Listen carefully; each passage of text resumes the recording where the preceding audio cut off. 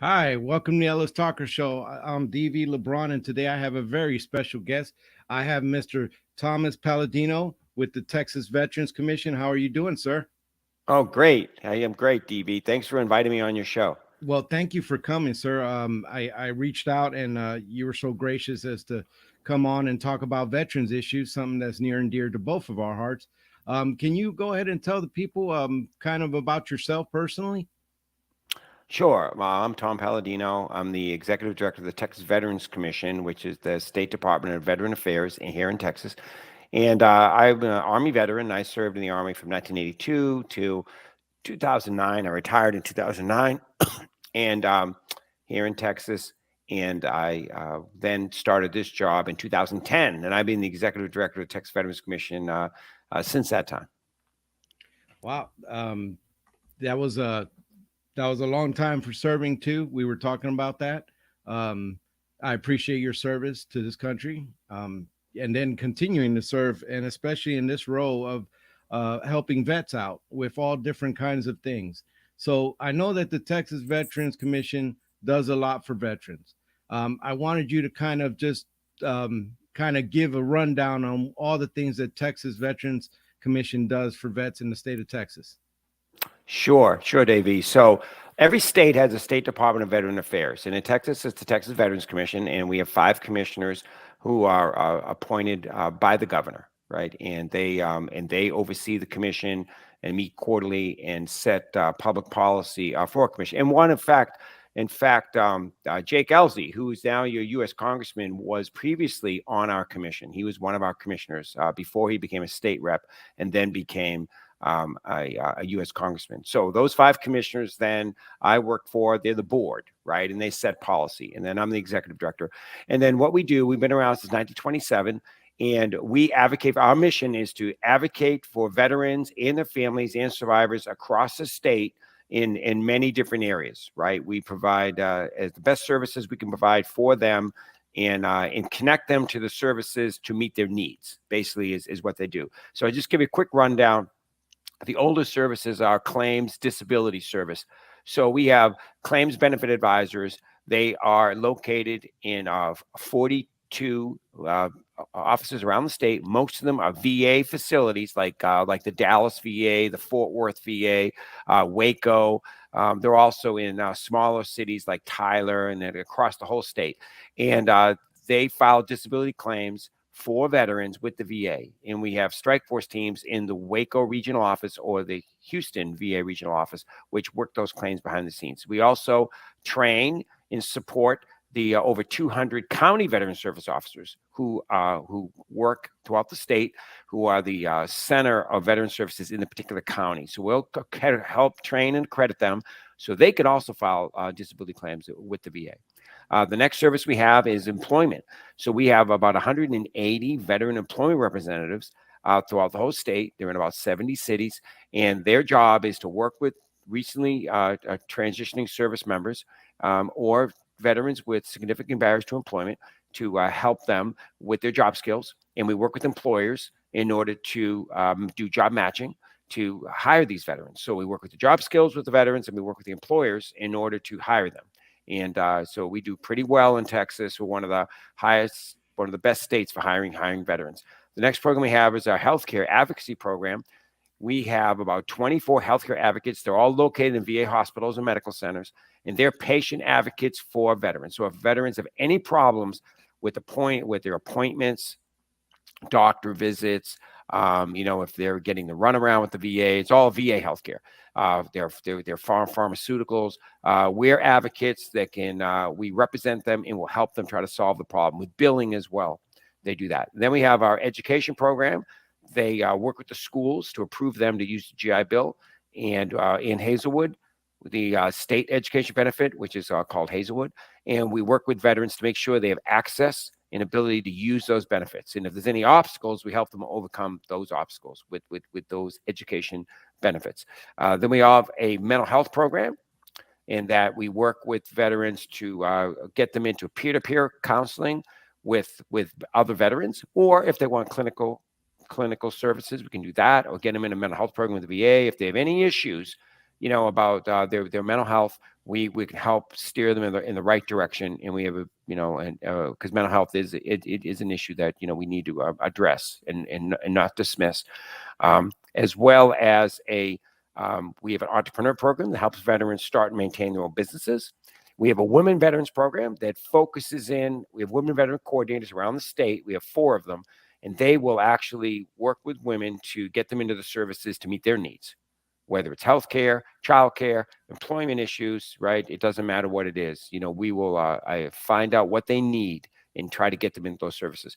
We have, as part of our mental health program, I forgot to mention 2 sub-programs. One is a homeless veterans program and a Justice Involved veterans. So the homeless veterans program is we work with organizations to try to alleviate veteran homelessness across the state. And the Justice Involved veterans is we work with the criminal justice system. We work with veterans who are incarcerated and trying to help them when they transition out, right, to be successful when they come back into society. And we also support 30 veteran treatment courts. So they're county level veteran treatment courts that, if a veteran has a history of mental or alcohol or drug abuse, they can be referred into one of these courts. And then what we do is we support them, and they go through a program of rehabilitation, and then the charges get dropped. And then the last one I want to talk about is our grant program. We have a Fund for Veteran Assistance grant program. It's funded by a veteran cash ticket, a $2 ticket, and we award about $30 million a year to nonprofit cities and counties. Would provide a variety of services. It could be financial assistance, renovating homes for disabled veterans, mental health services, transportation. There's a whole array of services out there. So that, in a nutshell, is the main services we provide. But if a veteran needs help with something else, we will try to find out what that service is to meet that need. Wow. You'd rattled off quite a list, I but know. that's a lot Sorry of about stuff. that. That's fine. That is a lot of stuff. But I wanted the veterans to know what the Texas Veterans Commission does for them. It's a resource, and that's needed in our community. So claims, by far, probably one of the biggest things besides mental health that you deal with. Talk to me about your success with claims, some of the things that you're seeing, and how the Texas Veterans Commission has been doing with that. So, well, we file more claims in Texas than most organizations do in the entire country. So we have a power of attorney. We have a free. It's all the services are free, by the way. So if anyone ever charges, if you're a veteran out there, and anyone is charging you for these services, they should not be. You should not be paying anyone for any of these services because they're all free. And whether you go to the Texas Veterans Commission, which under our power of attorney, which a lot of the county veteran service officers also use our power of attorney, but some of them also use like the National Association of County Veteran Service Officers, the VFW, the DAV, any American Legion, any of these power of attorneys, they're all accredited organizations. You shouldn't pay for any service. So we basically file about 140,000 new claims every year. And we do a caseload of over 250,000 cases every year. That's the amount of claims that we're doing in the state of Texas. And the veterans who are receiving benefits under the power of attorney of Texas Veterans Commission and the county veteran service officers, they use it. I think last year they received $4.3 billion in their pockets. I mean, that's how successful the program is. But the You said focus billion. is You one, said yeah, billion. 4.3. So it just shows you how much money is coming in to these veterans, which they've earned it. They've earned that. They have some sort of disability, whether it's mental or physical, that they've incurred, and even if it's a long time ago, like we've had World War II veterans or Korean War veterans, or they served a long time ago, and they never filed, and there's now they have repercussions in their lives later on.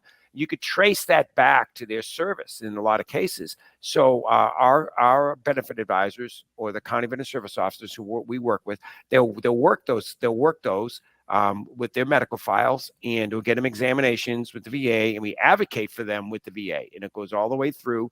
And in the end, I would say most of them are successful. They get a favorable rating. I'm not saying they all do, but a lot of them do, and which is compensation for the disability. And then of course you can always readdress it in later on. And we also represent the veterans with appeals with the Board of Veteran Appeals Oh, wow. and the Court of Veteran Appeals. So we contract with attorneys in the Washington D.C. area, which pro bono, free of charge, represent veterans at the Court of Veteran Appeals as well, if that claim goes all the way up all the way there. Wow, that's a lot of representation and a lot of good you're doing with claims. Claims can be one of the most frustrating things that a veteran has to go through when dealing with the VA. Um, Yeah, I but wanted to add on one of those, go ahead. something else on that. So, to be pre-pandemic, we saw all the veterans face to face, and they walked into the clinic. We're in all the outpatient clinics in the Dallas, Fort Worth, VA hospitals. But during the pandemic, we went to virtual services, which means that we went to appointments. So on our website, which is tvc.texas.gov, you go on there and it hits you up and it has a form and what do you need? And you can sign up for appointments. And so now we do virtual appointments and we do in-person appointments. And we also do walk-ins, but most of them are appointments. So now it makes it easy on the veteran that you can do these disability claims appointments. You can do them, you can begin them online, face-to-face with one of our advisors. Wow, and that makes it a lot easier than going, because not every veteran is mobile.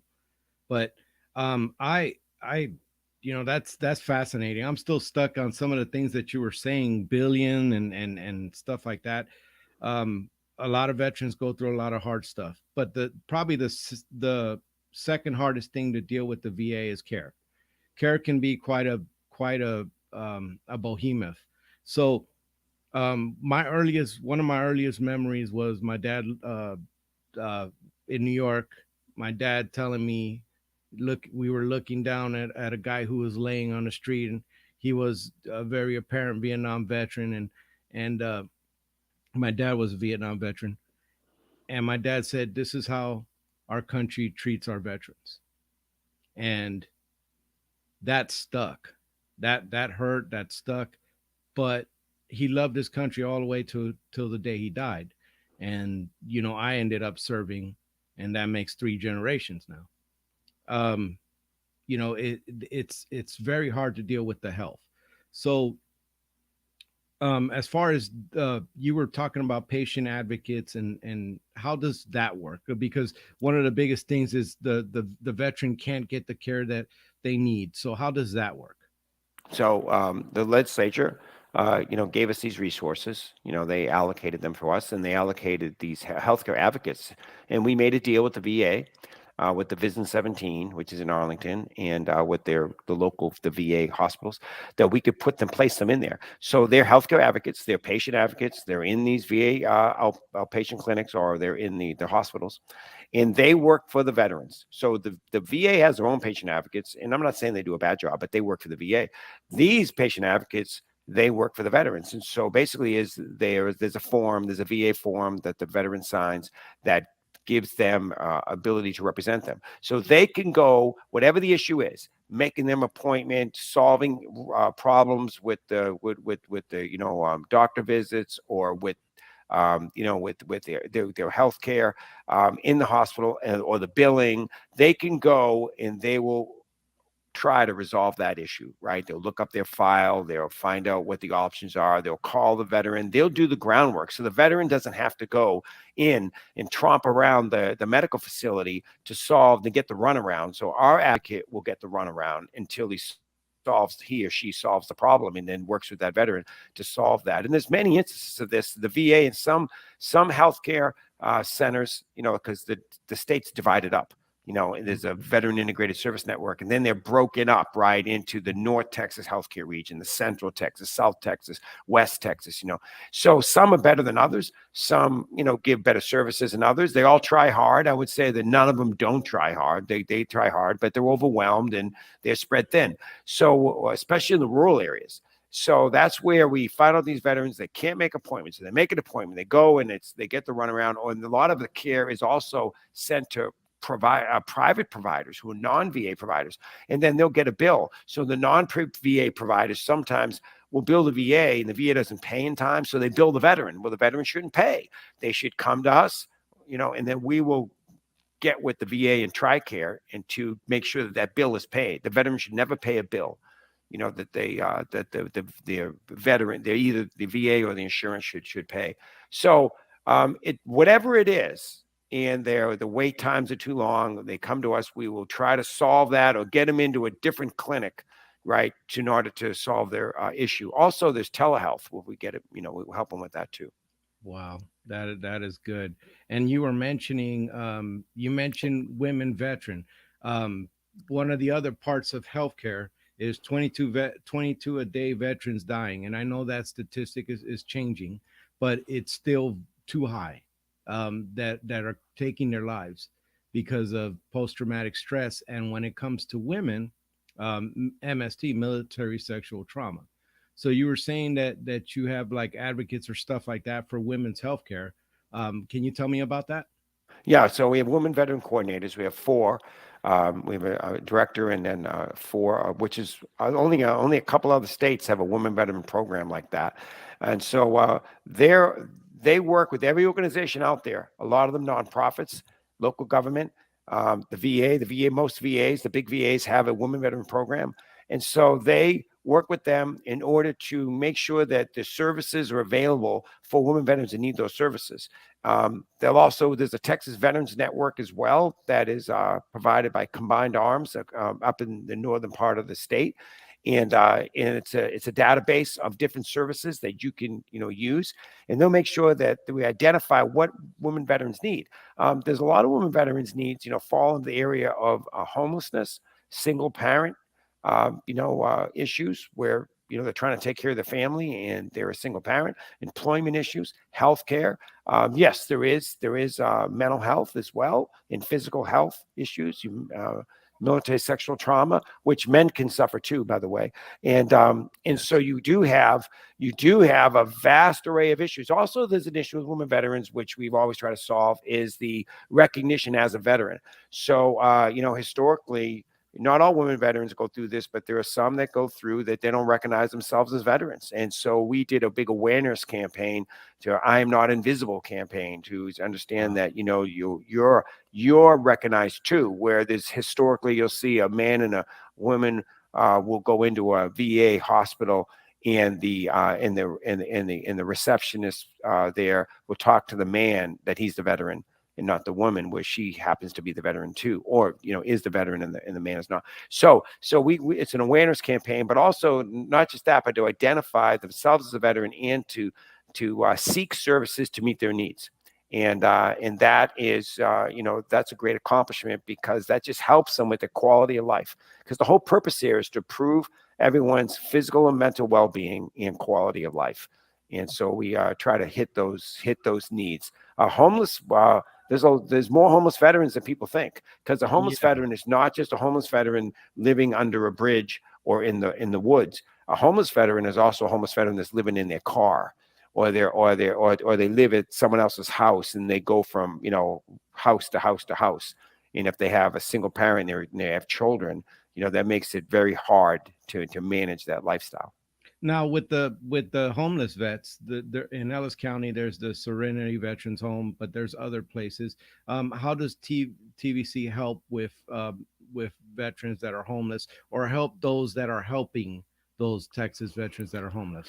So I mentioned the grant program. So every year we award about $30 million, which comes from the Lottery Commission, mostly through this veteran cash ticket. So there's a veteran cash ticket out there. If anyone likes buying lottery tickets, look for the veteran cash ticket, right? It's a $2 ticket. There's a percentage of that goes into this fund.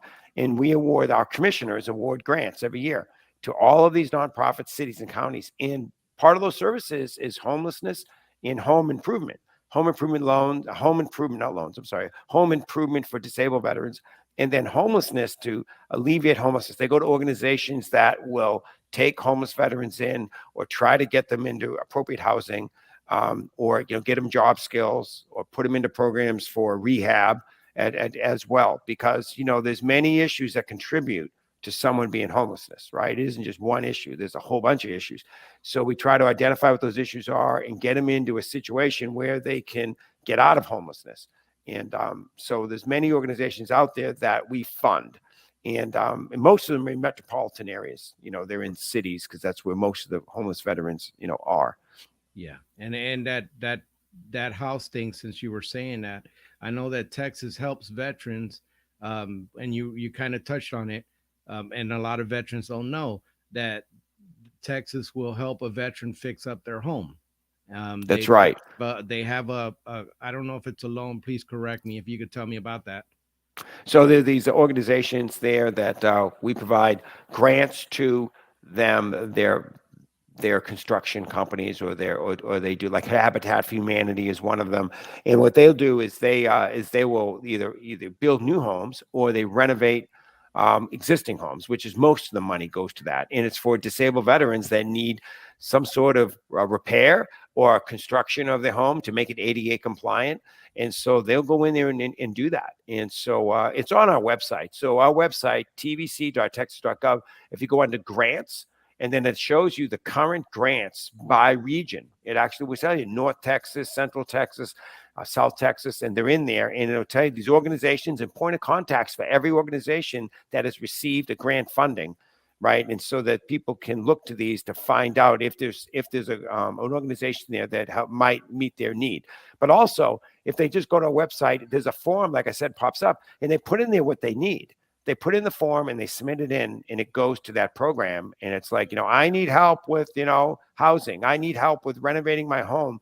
I need help with a disability claim. And then someone will contact them from that. So there's two ways. One is the list of organizations that are out there. Another is actually asking for help for someone to contact them. So I went to the website, and as you can see right here, Oh, and look at you. It popped off when I got on there. But everything that he said, the list of it. Let me see if it'll do it. If you go to grants, if you want to look at that. So if you go to grants, so that form popped up, right, when you first got on there. Yeah, and right? that's what I'm trying to see if it'll. Well, it when you pop back. Yeah, it's like when you first come up there. I think there's for the very top. Look at the very top. You see the very top question or comment? Click that. Yeah. And I think it will pop back up. And I think if you scroll down. Oh. Yeah. Okay. So, right. So now you hit. So if you want one of these programs, right? So it tells, let's see. Let's go. So if you go on, the grant's not up there, but if you go into there, but if you go up and click one of the others, like one of the other programs like claims or healthcare, they're all in there. See, entrepreneur, fund veteran assistance. There it is. Click on that. Well, but it's going to ask you to put a form in. Yeah, so that's actually a person, but you can go in and ask for that. Someone will then contact you. But if you go up top, so that's a really good form, and we do respond to that. So if you go up to the top to the grants, if you click into the grants, right, and you hit on grants, and then assistance directory, that was where I wanted you to go. Now go down, find services, assistance in your county. There it is, right there. Click on that. Right, and that should pop up. Right, now keep going down, and then regional assistance directories on the left. There you go. And if you want to go down to, scroll down to your region, so you might be in North Texas. Right. Let's see if go down to North Texas, click on that one. It's probably what you're in. There it is. I don't know if it pops up. Should pop up. Is it? Oh, it popped up. I'm sorry, but it popped up another tab. That's why it's showing. Yeah, but it does show them all, right? It has organizations there and points of contact. It does. It does show all of that. I'm trying to see if I could actually get that, because that's good stuff. Yeah. Just real quick, if you got a minute. Sure. Let's see. Let's stop sharing. Let me see if I can start this. Technology is a, and I'm not the greatest either. Let's see, Chrome tab. Okay, North Texas region. There it is. That should be popped up now. There it is. So if you scroll through that, right, you keep going, and then right there you go. See, now it starts telling you the actual organizations that received grants this past year, and they serve veterans in North Texas. Wow. And so you could see the different ones that exist, right? And there's a point of contact and a website and everything. And so you contact them, and then you apply for assistance through them. And then, because we fund them. So we don't do the assistance directly. We do it through the organizations, right? Wow. Yeah, that's pretty cool. And they can So also just fill out that form in the beginning and said, mhm. I need help in this area. And then we'll have someone from that department contacts and then, gives you, like, oh, these organizations can help you. When I first got on there, it did do that. I mean, like Mm, Mr. mhm. Palladino said, it just popped a screen and it Yeah, just had check boxes. What yeah. do you need? That is very awesome. I I invited you over not only to talk about all veterans issues, but one in particular. I've talked with the local our county district attorney, Miss Ann Montgomery, and there's also a judge, Mr. Judge Wallace, and they're interested in a veterans court and starting a veterans court in Ellis County.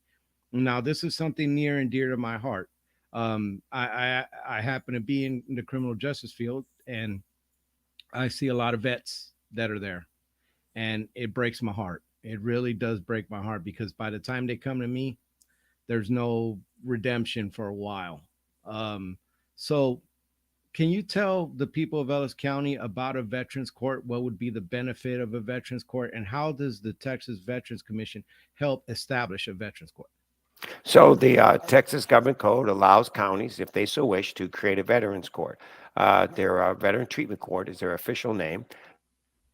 They're modeled after the very first one, which was in Buffalo, New York, back in the early 90s, right? Or in the maybe late 90s. Anyway, so that's when they first did it. The first one in Texas was Harris County, and I want to say it was 2008.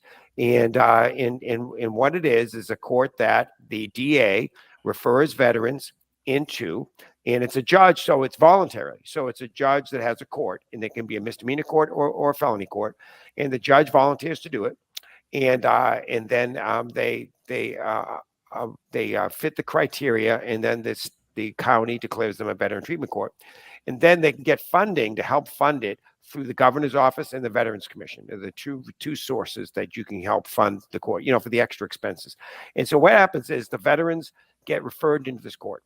Now, while they're referred into the court, the charges are deferred, and they're in there. It's like a rehabilitation program for about a year, and there's all kinds of services. So while they're in there, they have the probation officers are in there, right? They are all the assistance that the county can give you. The DA referred them in there, so they're deferring the charges for now. Say it's has something to do with alcohol abuse or drug abuse, right? Well, they get rehab for that. Say it's it could be some mental health issues like TBI, right? Traumatic brain injury, or could it be PTSD or something? So they get the mental health services from the VA and from the local mental health authority. Employment services, we're helping them with job skills. We all of our programs are there available to them. To get them into any services that can improve their lives while they're going through this. Then at the end of the year, when they graduate, then what happens is depending on the county, the charges get dropped or they get expunged.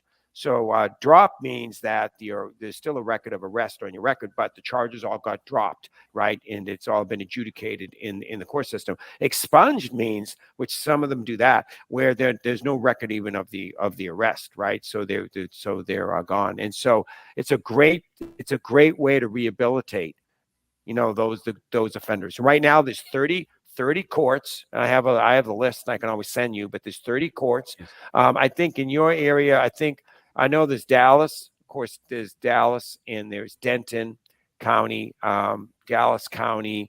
I don't think Midlothian County or Ellis County, Ellis County or Midlothian No, has one. that's what I'm actually Yeah. I'm hoping that they'll get going here. I know that there's support for it, so that's kind of why I Well, we want. can help them with Oh, sorry. putting their be done and putting them together to help them with that, and then funding things, and also linking them up with other judges that have done it.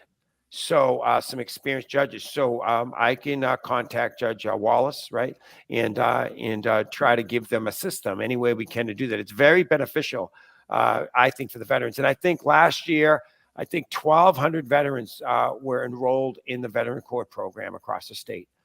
Yeah, I see. 1207. That's correct. Yeah. That's And 1,207 lives, along with their right, families or kids that right. were changed. That Right. That's that's right. beautiful. Yeah, That we do a report on every county for the whole year. How many, how many went through there? And there's some like just north of Dallas in like the Plano area, McKinney area. They have like a regional court system. It covers like 6 counties, so they wow. have that as well. So counties can combine and do a regional court, and a regional court can cover more than one county. Wow, and that's a thing that I've heard that maybe there wasn't enough vets that come through that make the system worthwhile because there are permanent staff that have to be hired. So something like that would make it definitely worthwhile. But if you could save one veteran from getting something permanent and a lot of the times what they need is help.